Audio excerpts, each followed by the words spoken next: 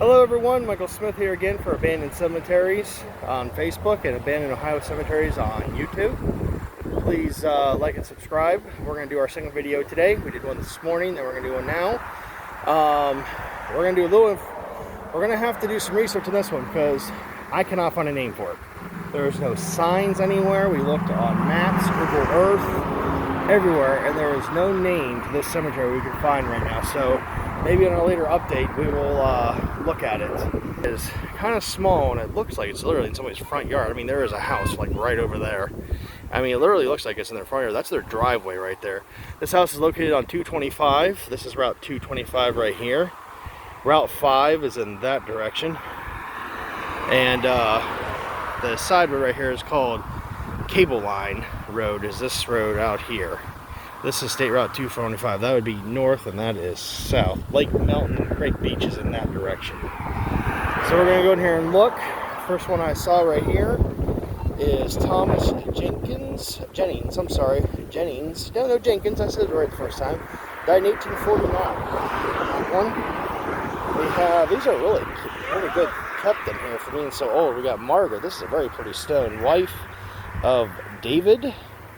Died in 1851 at 22 years old. Wow. There's John Evans, died in 1849 at 50. We got Elizabeth. We're really pretty stones in here. Elizabeth died in 1863. And unfortunately we have a baby. I cannot make out the baby's name. Sarah. The baby's name was Sarah, and unfortunately she died at just 2 years old. Sad. This is not the biggest cemetery in the world, but I tell you what, it's right here on the corner of the road. Like I said, it looks like it's in somebody's yard. We're gonna go in here. This is a Davis. Oh, I cannot see Ann Davis. Must be this is the family stone over here. She died in 1848. Edward Davis died in 1879. There's a couple flags back there, so we're gonna go look at that in here in a second. This is Richard Davis, died in 1852. We got David Hughes, who died in 1858. Is that what that says? 44 years old. Elizabeth, which was the wife of David Hughes, died in 1873. So we're going to go back here and check out this row real quick. We got Esther, wife of somebody, died 1860 something, 3 I want to say, somewhere around there. Here is Reverend Reese Davis. Well, Reverend Reese Davis. Wow, there you go. Born 1810, died in 1858, and he was a reverend. This stone is really pretty too. I'm gonna step back a little bit. There's a little one right here. You can't make out. Check those ones out over there. W. Davis. It looks like died in 1856. Reese, R-E-E-S. Died in 1817, it looks like, maybe. Very good one. Let me know what today's one's up there. This is a pretty stone over here. Really, I'm not just worried about being in these people's yard. I mean, really, like, that is their driveway right there. There's another Sarah back here, who died, looks like in 1870.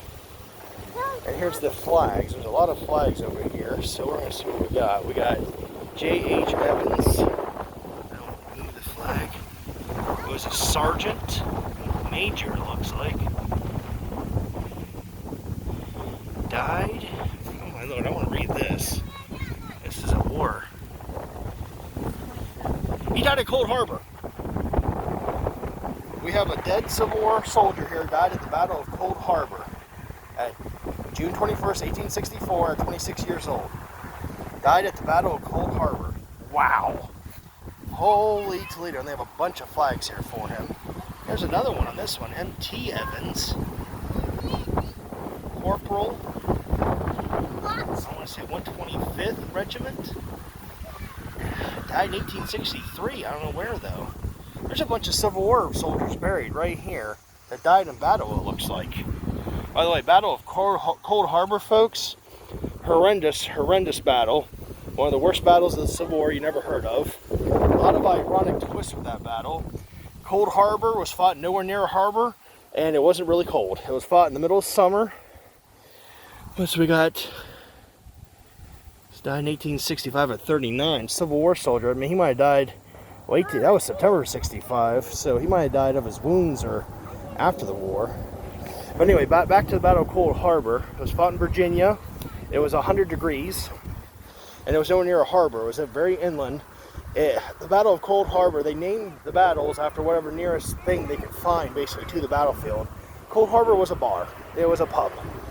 And they named the battle of it. And it was one of the most worst battles in the Civil War. Over 7,000 Union soldiers were shot, wounded, and killed in about 20 minutes. That's right, 20 minutes. 7,000 dead and wounded.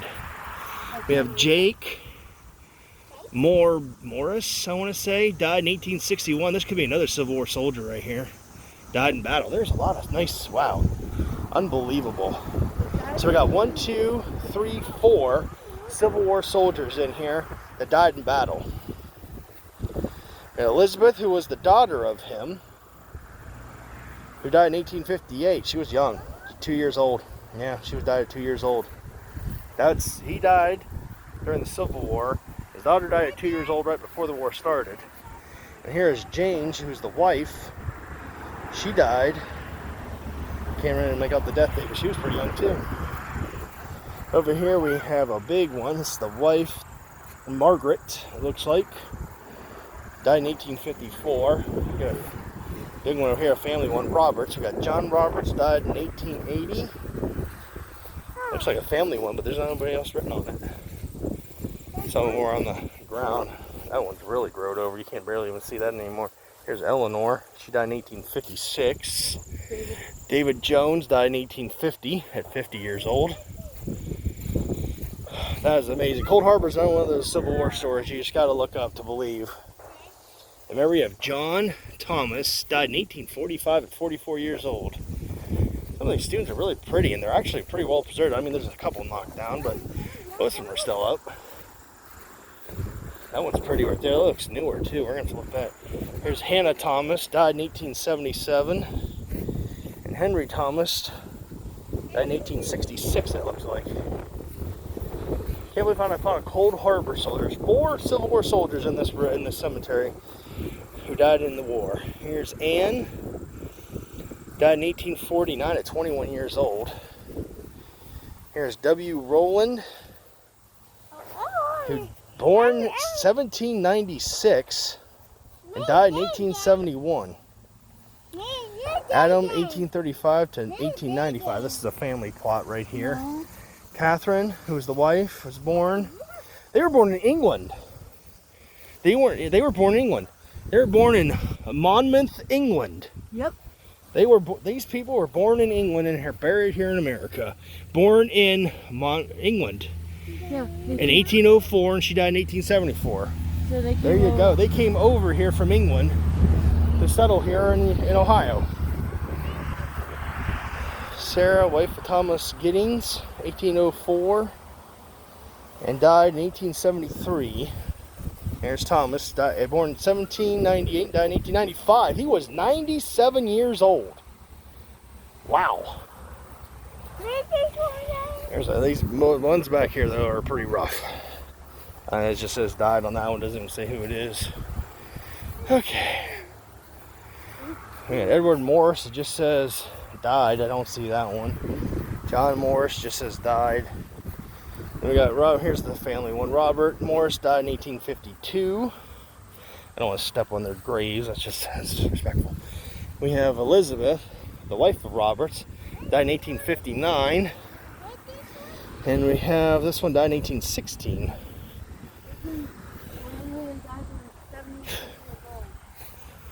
We got one back here, it's sideways. That's John Williams, died in 1874. This one has just no way to read. It looks like I'm in their yard now. That's what I'm saying. There's somebody's house. So, this was a very interesting cemetery. I cannot believe we found those Civil War ones out there. 4 Civil War soldiers died, killed in action, buried in this cemetery. I don't even know the name of it. We're going to have to find the name of this cemetery. Again, we're in Paris Township, Diamond Township. That's 225 out there. This is Caleb Line Road right here. And we're going to find out what this place is called Here's Anne. It says daughter of Robert. Died in 1855 at 25. Well, that's the last one. Very amazing finds in here. And we're going to head out. And that'll be it for today. We'll get some more up later on. Maybe next week. Tell everyone bye, Zach.